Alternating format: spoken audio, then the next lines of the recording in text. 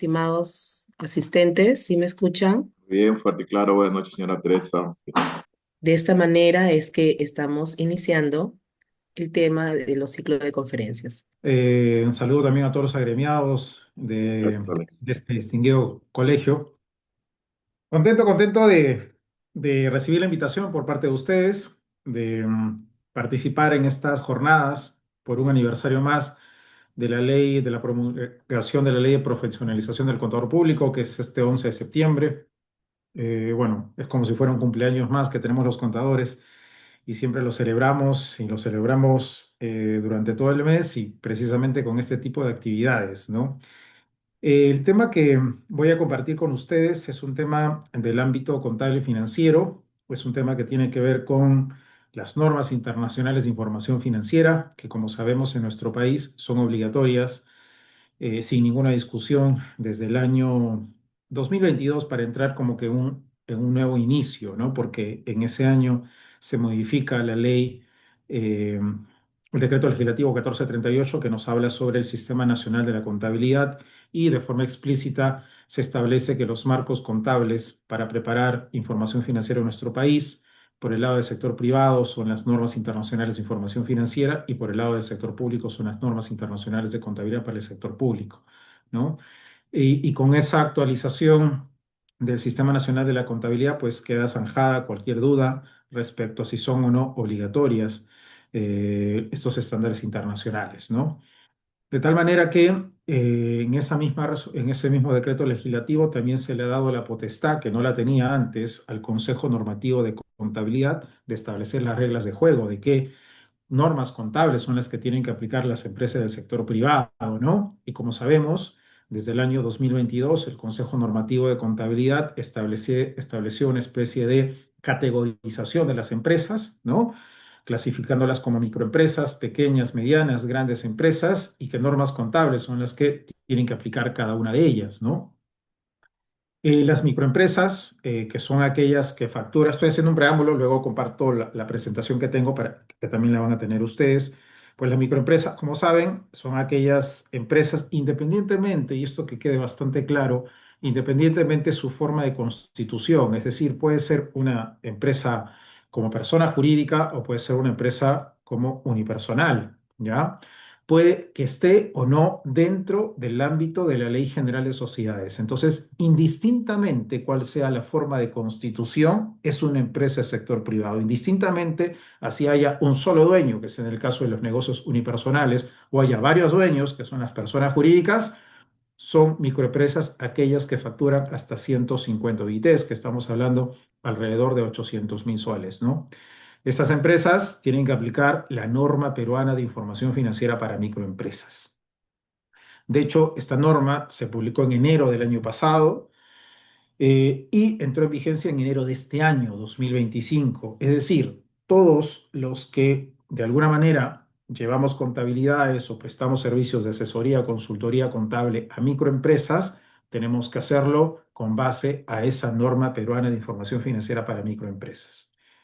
Y recientemente, hace unas 2 semanas o menos, se publicó la guía para adoptar esta norma peruana de información financiera para microempresas, que es una especie de, tiene incluido un caso práctico, como si fuera una monografía que todos conocemos, ¿no? Que te ayuda a poder aplicar los párrafos o los requerimientos de esta norma peruana.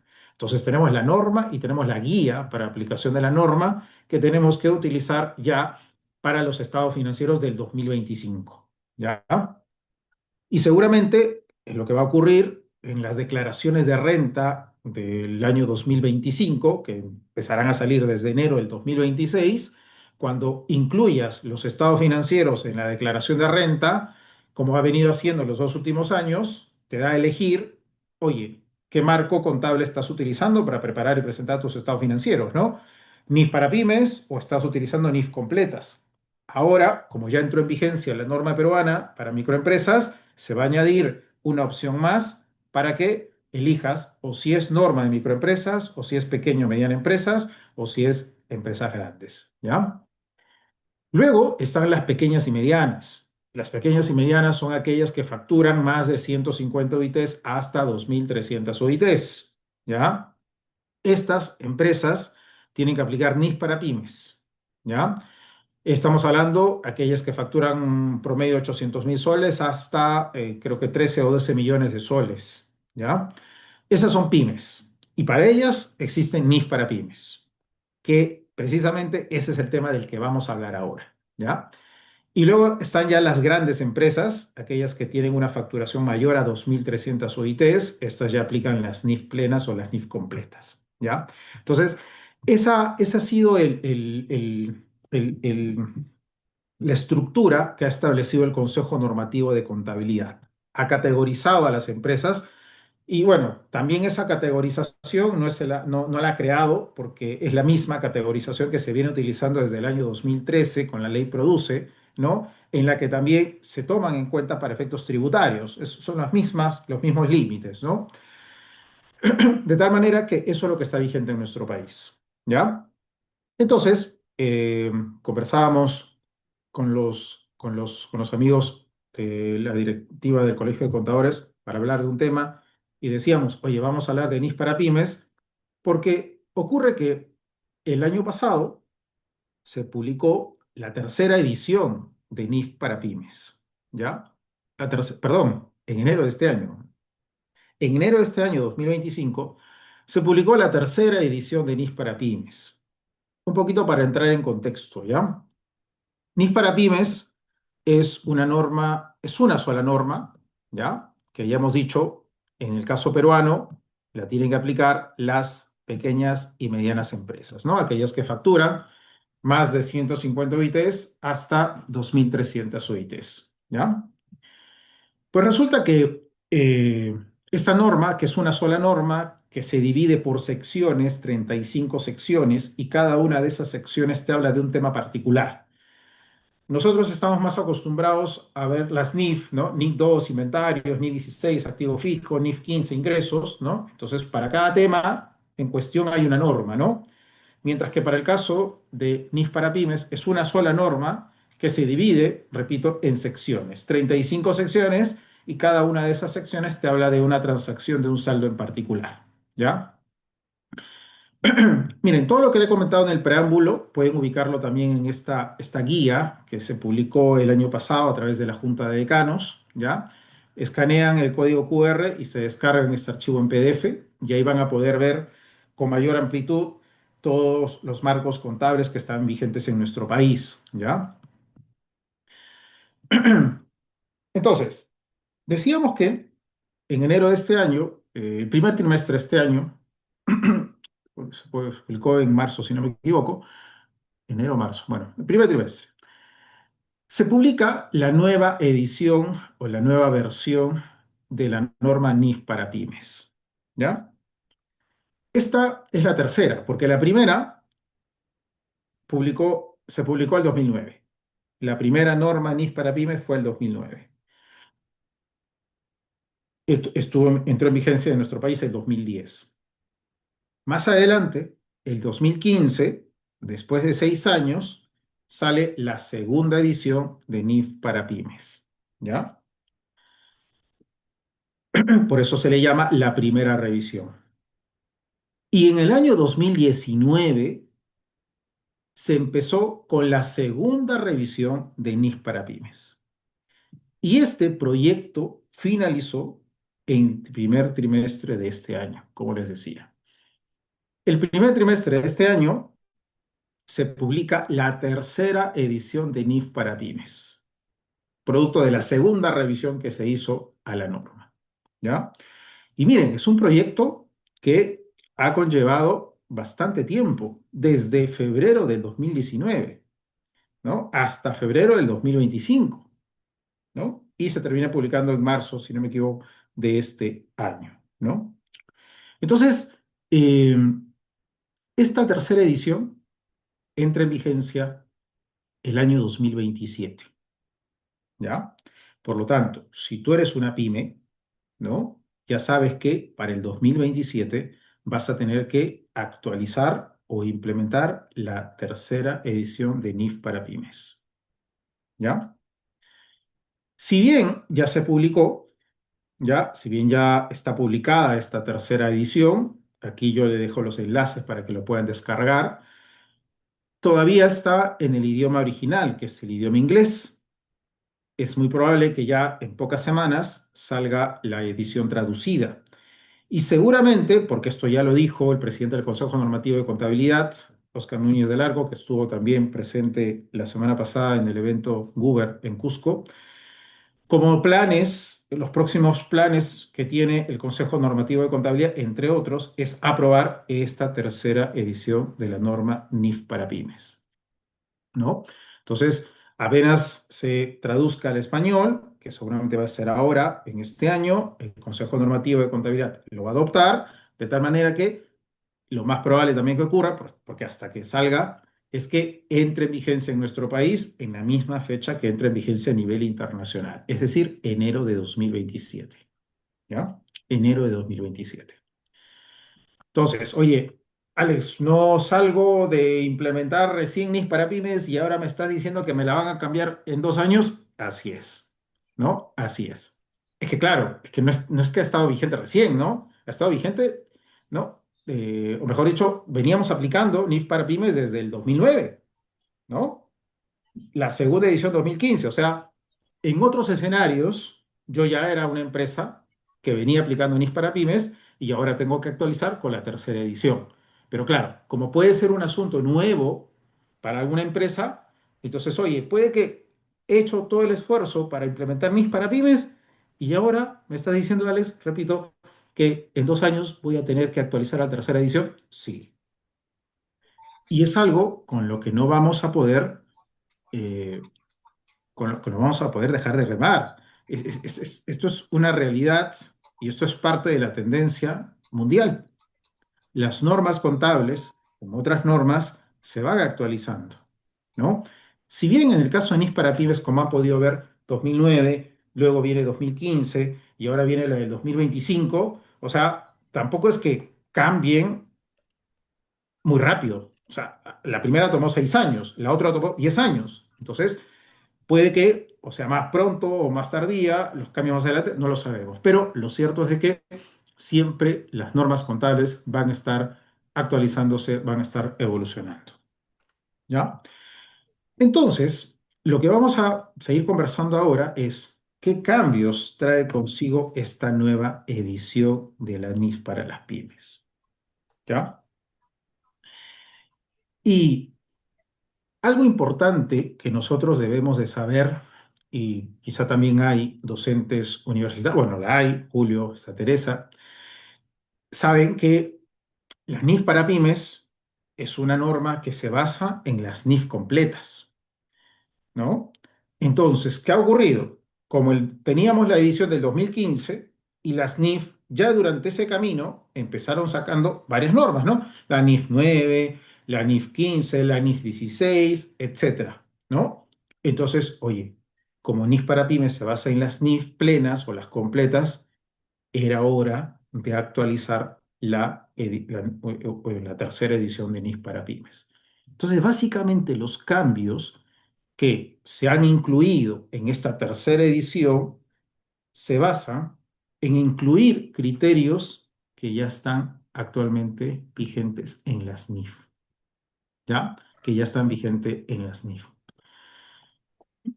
Entonces, desde 2015 que se publica la segunda edición hasta la fecha, 9 normas de contabilidad aparecieron, ¿no?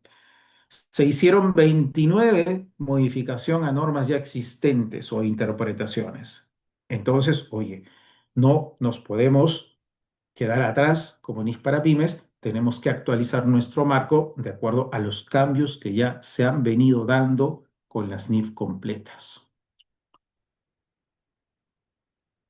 Ese es el cambio, esos son los cambios fundamentales. Alinear esta norma NIF para pymes a lo que ya está vigente en las NIF completas. ¿Ya?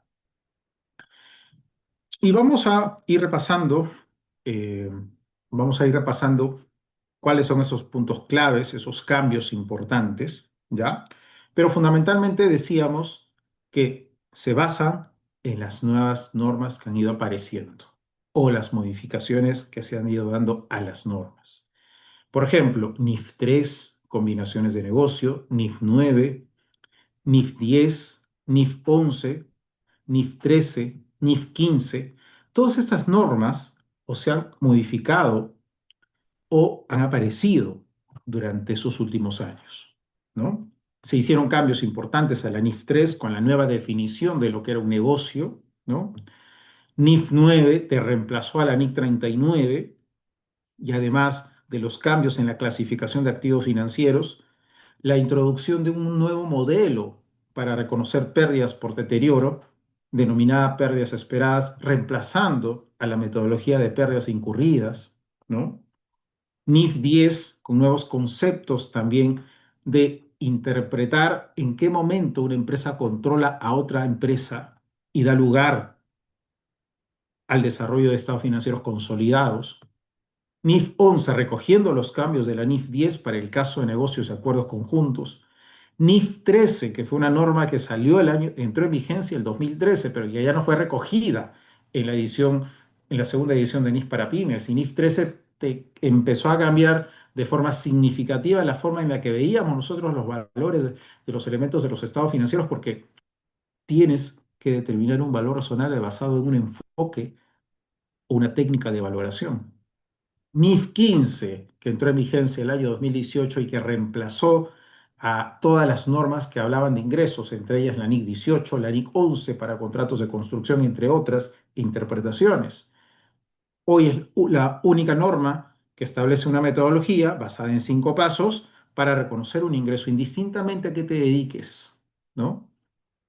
Y además también desde el 2020, como sabemos, entró en vigencia el nuevo marco conceptual, porque, oye, como aparecieron varias normas, era importante también actualizar cierta terminología, ¿no? Como es el caso del modelo de medición del valor razonable.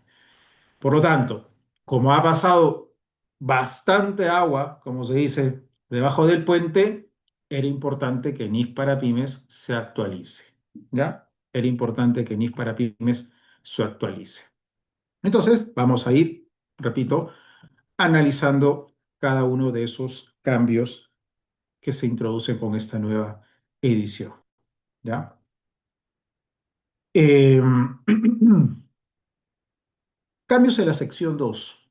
La sección, recuerden, ¿no? NIF para pymes es una sola norma que se compone de 35 secciones, ¿ya? Y cada sección te habla de un tema en particular. La sección 1 es como un prólogo, es como en qué momento aplicar esta norma, ¿ya? Para quién está dirigida, etcétera. En la sección 2 te habla de los conceptos y principios generales. En esta sección es equivalente a nuestro famoso marco conceptual del mundo NIF, donde se incluyen, ¿no?, principios fundamentales, la definición de los elementos de los estados financieros, los mismos estados financieros, los modelos de medición, empresa en marcha, materialidad, entre otros, ¿no? Pues bien, la sección 2 de NIF para pymes es su equivalente, ¿ya? Su equivalente. Entonces, en resumen, esta sección 2 se ha ido alineando a ese marco conceptual que, como decíamos, entró en vigencia en 2020, el nuevo marco conceptual. Se introducen nuevos conceptos, repito, a raíz de esa alineación que se tiene que hacer al marco conceptual de las NIF, como por ejemplo medición, presentación e información a revelar, así como guías sobre baja en cuentas, repito que esto no la había. Se actualizan algunas definiciones y los criterios para reconocer elementos de los estados financieros, activo, pasivo, patrimonio, ingresos y gastos, ¿no?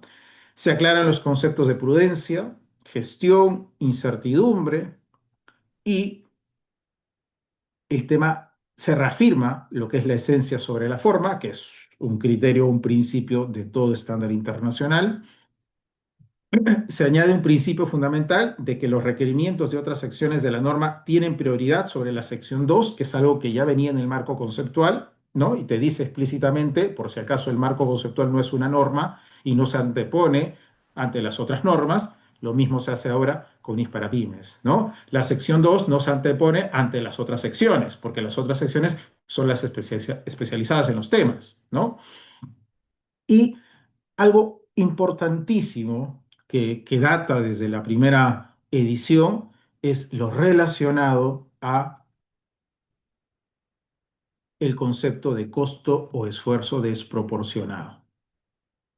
Yo sí me quiero detener unos minutos en este concepto de costo o esfuerzo desproporcionado, porque es importante entenderlo desde la lógica o desde la doctrina de las NIF para poder aplicarlo correctamente. Y un ejemplo es el siguiente, ¿no? En varias secciones de NIF para pymes se da la posibilidad de que una empresa, entre medir un elemento de los estados financieros al costo o al valor razonable, elija aquel modelo que le amerite un esfuerzo o costo desproporcionado. ¿Qué significa eso? Oye, mira, tú tienes que medir tus propiedades de inversión al costo o al valor razonable, siempre y cuando eso no amerite un esfuerzo o costo desproporcionado. A ver, en primer lugar, tú, que es una empresa que te dedicas al alquiler de oficinas, de departamentos, de almacenes, ¿no? De depósitos, lo que fuera, tú dices, oye, el modelo más ideal para contabilizar estas propiedades de inversión, pues son el valor razonable. Y ese valor razonable estará representado por los flujos de caja que esperas obtener por los alquileres, ¿no? Ok, pero también tienes la otra posibilidad de llevarlo al costo. Entonces la norma te dice, mira, tú tendrías que llevarlo al valor razonable siempre y cuando esto no te amerite un esfuerzo o costo desproporcionado a los beneficios que obtendrías llevarlo a valor razonable. En otras palabras, oye, calcular su valor razonable te implica un costo elevado, te implica realizar un esfuerzo s- elevado y hacerlo sería desproporcional al beneficio o la utilidad de tener esa propiedad de inversión a valor razonable. Entonces tú dirías, bueno, si la norma me está diciendo de que en lugar de aplicar valor razonable, aplico costo solo por el hecho de que puedo decir que es difícil o que es caro hacerlo, pues, pero tendrás que demostrarlo. Entonces, no vayamos a utilizar el término como una licencia, ¿no? O como una luz verde a poder decir simplemente, sin dedicarle el tiempo que le deberíamos dedicar, a decir únicamente no, el reesfuerzo y el esfuerzo y costo es proporcionado a los beneficios que vamos a obtener. Oye, pero ¿te has puesto a determinar o a pensar si realmente es difícil calcular un valor razonable? Si realmente es un esfuerzo sobrehumano calcular, oye, y eso no estará desproporcionado, repito, a los beneficios que obtendrías. O sea, ¿el usuario qué preferiría? ¿Que sea el costo o el valor razonable? No, o sea, quisiera que sea valor razonable porque voy a tomar las decisiones de la mejor manera. Entonces, no podríamos, repito, solo por el hecho de decir que es difícil y que es caro hacerlo, si es que no he hecho ninguna actividad para poder concluir eso. Y no necesariamente calcular un valor razonable tiene que ser costoso y no necesariamente tiene que ser difícil. Eso es otro tema, que lo vamos a ver ahora en la nueva sección, que es la sección 12 de valor razonable, que ya ahora sí, la NIF para pymes te dice cómo calcularlo, ¿no? Entonces, ya desde el lado del auditor, yo vengo y te digo, ¿no? Oye, ¿por qué has llevado el tratamiento contable del costo a la propiedad de inversión? Ah, lo que pasa es que es costoso y es difícil calcular su valor razonable. A ver, demuéstramelo. Y si no puedes demostrarlo, eso podría tener un impacto a nivel de una limitación en los estados financieros y por ende quizá emitir una opinión modificada, ¿no? Una abstención de opinión, una opinión negativa o una opinión calificada. Entonces, este concepto que si bien es de gran ayuda, porque en algunos casos sí, pues va a resultar ser costoso, sí va a va a resultar ser difícil. Perfecto, entonces como el esfuerzo o costo es desproporcionado a los beneficios que obtendría de aplicar valor razonable, por ejemplo, ok, voy al costo, pero no, repito, simplemente vayamos a concluir que lo es sin antes haber hecho algún trabajo o una actividad de por medio. ¿Ya? Entonces, en resumen, estos cambios, que repito, es alinear su marco conceptual de NIF para pymes, que es la sección 2, al marco conceptual de las NIF. Pues es positivo porque se actualizan los términos a los términos que hoy en día ya utilizamos, ¿no? Y se afianzan algunos conceptos o definiciones para poder entender mejor el mundo de las normas internacionales. Otra de las secciones que ha tenido cambios es la sección 19, que es la equivalente a la NIF 3 en el mundo de NIF completas, todo lo que tiene que ver con el modelo de negocio. Como en la NIF 3 se actualizó la definición de un negocio, que es un negocio para propósitos de NIF, pues esto también se ha recogido para la sección 19. Y claro, con esa NIF 3 modificada también se actualizó lo que era el método de contabilización de la adquisición y ese es el mismo método que se ha recogido para poder contabilizar una transacción de combinaciones de negocio en el mundo NIF para pymes. ¿Ya? Así, en realidad nos hemos alineado en términos resumidos a lo que establece la norma de combinaciones de negocio. Entramos ya, a lo mejor quizá, algunas normas o algunas secciones que sí tienen cambios significativos, ¿no? Y es el caso de la sección 11 y la sección 12. Actualmente la sección de la edición de NIF para pymes, que está vigente, te separa, ¿no? Tienes dos secciones. Tienes la sección 11, que te habla de instrumentos financieros básicos, y tienes la sección 12, que te habla de otros temas de instrumentos financieros, que más que todo tienen que ver con instrumentos financieros más complejos, ¿ya? Entonces, ¿qué ha pasado acá? Lo que ha pasado es que dice, no, ya no vamos a separar los temas de instrumentos financieros. Solamente vamos a tener una sola sección, ¿ya? Una sola sección que nos habla sobre instrumentos financieros. Y esa sola sección va a ser la sección 11, ¿ya? La sección 11. Ahí en la sección 11 va a estar todo lo relacionado a instrumentos financieros, ¿ya? A instrumentos financieros.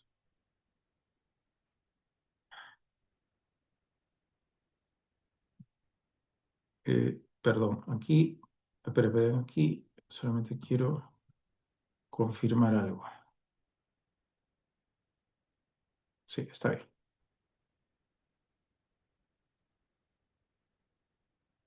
Ya. ¿Ok? Entonces, eso por un lado, ¿ya? Ya no hay dos secciones que hablen de instrumentos financieros, ahora solamente habrá una, que es la sección 11, ¿ya? Que es la sección 11. ¿Y qué cambios hay ahora dentro de la literatura de esta sección de instrumentos financieros? Recordemos que durante los últimos años, 2018, entró en vigencia la NIF 9, la nueva norma de instrumentos financieros. La sección de NIF para pymes vigente todavía te daba la posibilidad de aplicar criterios de la NIC 39. Oye, pero que NIC 39 en la actualidad ya no se aplica. Por lo tanto, se elimina esa opción. Nada de NIC 39 hoy en día es pura NIF 9, ¿no?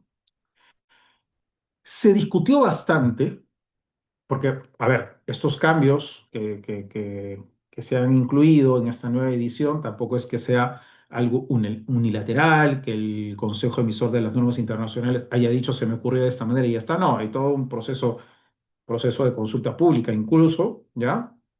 Y hubieron mesas de trabajo, hemos tenido la oportunidad de participar en todas esas mesas de trabajo a nivel de Latinoamérica, y se discutía bastante el hecho de incluir o no la metodología de pérdidas esperadas en NIF para pymes.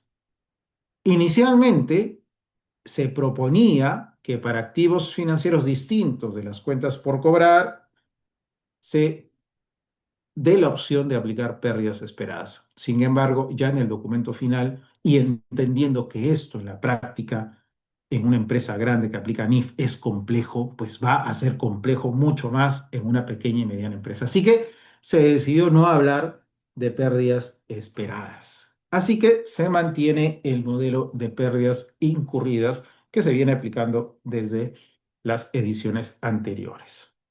Pero sí, para el caso de la clasificación de activos financieros, se recoge dentro de todo lo que se habla en la NIF 9 de característica de los flujos contractuales y modelo de negocio. ¿ya? Entonces, se ha recogido el tema de la clasificación de acuerdo a las características de los flujos de efectivo contractuales, más no lo del modelo de negocio, ¿ya? De tal manera que si hay un acercamiento, no podemos decir que hay un alineamiento significativo, pero sí un acercamiento a los criterios que ya están prescritos en la NIF 9, ¿ya? Luego, otro de los cambios tiene que ver con estados financieros consolidados, separados, ¿no? Que están dentro de la sección 14 y la sección 15, ¿no?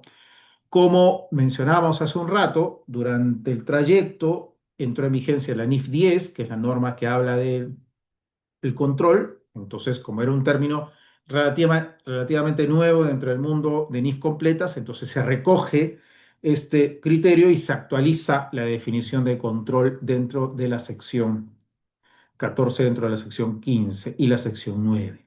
¿Ya? Eh, si bien en el mundo NIF no hay bueno, el tema de los porcentajes es presunción, ¿ya? Entre NIS para pymes se mantiene todavía la presunción refutable de que una pyme controla una entidad si posee la mayoría de los derechos de voto de la entidad, ¿no? O sea, para hacer un tema más simple, ¿no? Dentro del mundo NIF, esto no es así, interesa más la sustancia, interesa más el fondo, lo cualitativo que lo cuantitativo, mientras que en NIS para pymes se ha decidido mantener ello porque sí resulta en la práctica ser muy complejo soportar cuando controlas o no a una entidad. Por lo tanto, mientras tengas más del 50% más uno, será una presunción, pero ojo, refutable, ¿ya? Entonces, los cambios que han habido en las secciones 9, 14 y 15 de NIS para pymes que nos hablan de todo el mundo de la consolidación, estados financieros separados e inversiones en negocios conjuntos, lo que conocemos como grupos económicos, se han hecho cambios no tan, diría yo, con impacto sustancial, pero sí para alinearlo a lo que ya está vigente en la NIF 10, en la NIF 11. ¿Ya? Otro cambio importantísimo es la inclusión de la medición del valor razonable. Antes, dentro de la sección 11, había unos parrafitos, dos o tres parrafitos, que nos hablaban sobre el valor razonable, ¿ya?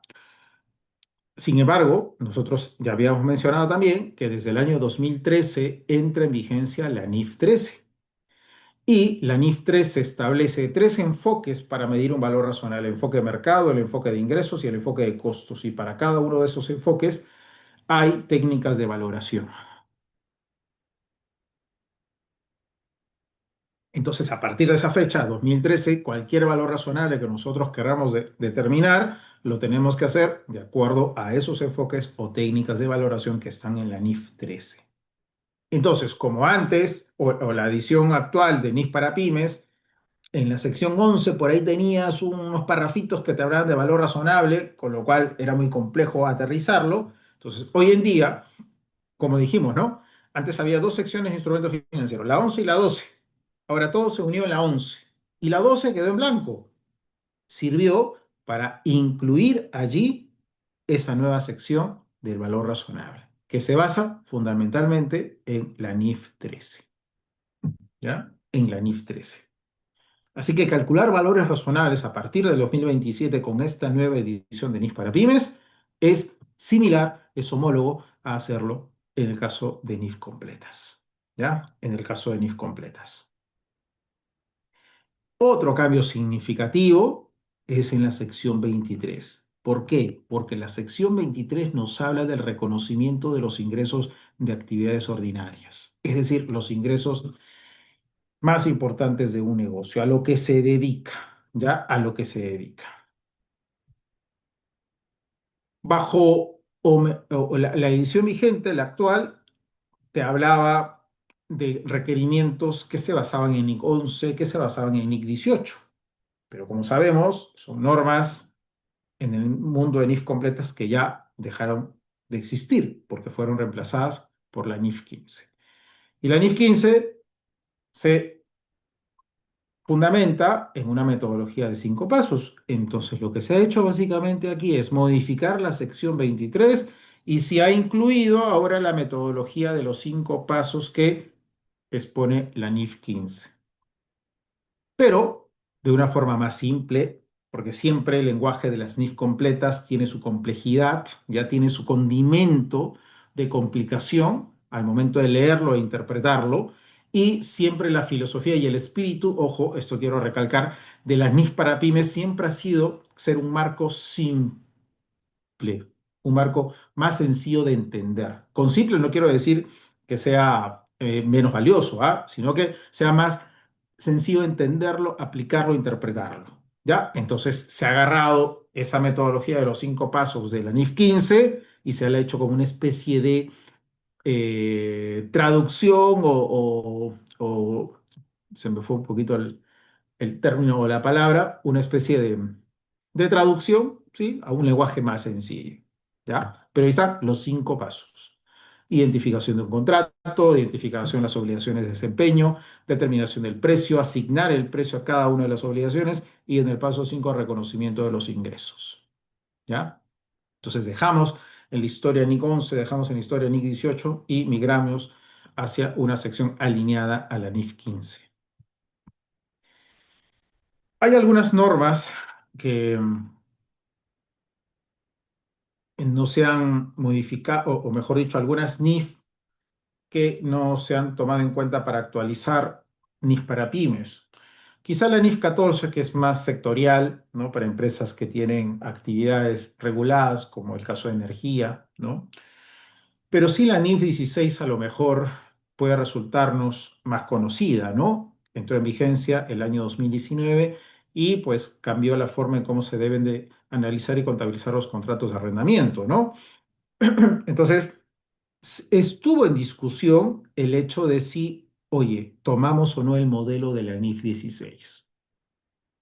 Entonces, cuando llegó el momento de hacer la consulta, ¿cuál fue la respuesta? Oye, si la NIF 16 ha sido un dolor de cabeza para las empresas, que son grandes, porque hemos visto en el caso Perú, las grandes aplican NIF, imagínate lo complicado que va a ser implementarlo en NIF en las pymes. No, no sé, tienes razón.